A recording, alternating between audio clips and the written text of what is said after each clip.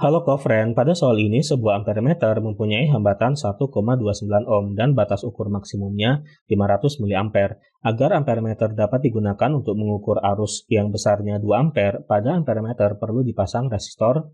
Oke, di sini kita misalkan ampermeternya ya, jadi A di sini adalah ampermeternya, ia memiliki hambatan sebesar R1. Kemudian kan di sini ia akan mengukur ya, jadi rencananya di sini ada arus sebesar I, yaitu sama dengan 2 ampere.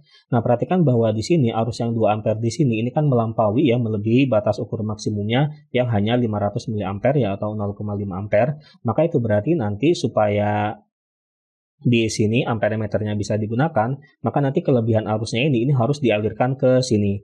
Atau dengan kata lain, di sini kita harus menyediakan hambatan lain, yaitu sebesar R2, yang mana R2-nya ini terhubung secara paralel dengan R1. Ya, ini paralel agar nanti kelebihan arus yang sampai di sini ini dialirkan ke sini ya, seperti itu. Nah, mengapa tidak seri saja? Soalnya kalau seri, seandainya R2-nya seri dengan R1, maka itu berarti nanti arus yang mengalir di R2 akan sama dengan arus yang mengalir di R1, yaitu sebesar I ini, yaitu sebesar 2 ampere. Nah, karena arus yang mengalir di R1 di sini 2 ampere, ini tidak mungkin karena kan di sini batas ukur maksimumnya saja ini hanya bisa sampai 500 mA ya, seperti itu. Nah, karena itu makanya di sini kita hadirkan hambatan R2-nya yang terhubung secara paralel dengan yang R1-nya, ya seperti itu. Kemudian di sini arus yang mengalir di R1 kita namakan I1, arus yang mengalir di R2 kita namakan I2, ya. Oke, di soal diketahui bahwa hambatan di ampermeternya ini sebesar R1 sama dengan 1,29 ohm, kemudian arus yang di sini sebesar I yaitu sama dengan 2 ampere.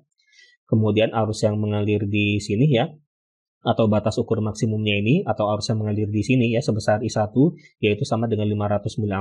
Satuannya kan kita jadikan ampere, dari miliampere ke ampere tinggal dibagi 1000, jadi ini dibagi 1000 hasilnya 0,5. Nah, di sini kita akan mencari nilai dari hambatan yang R2 ini.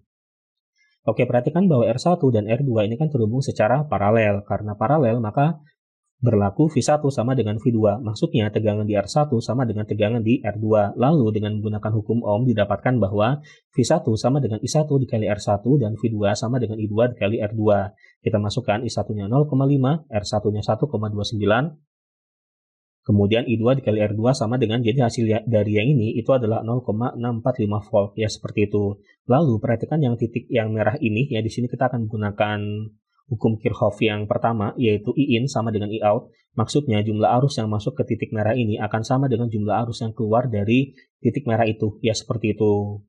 Di sini kan arus yang masuk adalah I ya, jadi I ini adalah I, kemudian yang keluarnya ini ada I1 juga I2, maka I out-nya itu adalah I1 ditambah I2, lalu kita masukkan I-nya 2, I1-nya 0,5, maka I2 ya, arus yang mengalir di sini itu kan sama dengan 2 dikurangi 0,5, hasilnya adalah 1,5 ampere. Lalu melanjutkan dari yang ini tadi, jadikan R2 sama dengan 0,645 dibagi dengan I2, I2-nya kita masukkan 1,5 sehingga didapatkan hasilnya itu adalah 0,43 ohm. Dari sini dapat kita simpulkan bahwa pada ampermeter perlu dipasang resistor ya, yang besar hambatannya itu adalah R2, yaitu sama dengan 0,43 ohm secara paralel dengan hambatan yang ada di ampermeter ini ya. Jadi maksudnya R2 paralel dengan R1 seperti itu.